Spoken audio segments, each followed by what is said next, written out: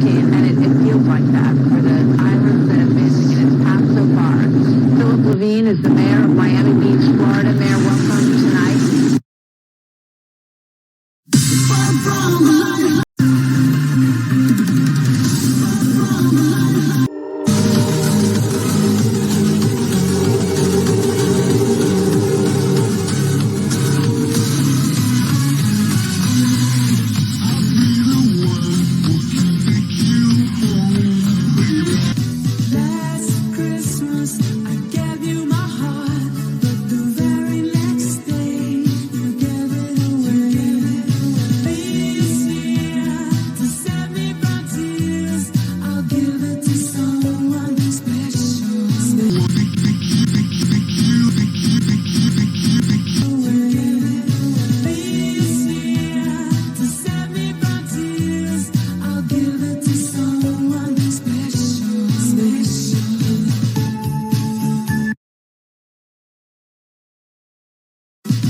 Last Christmas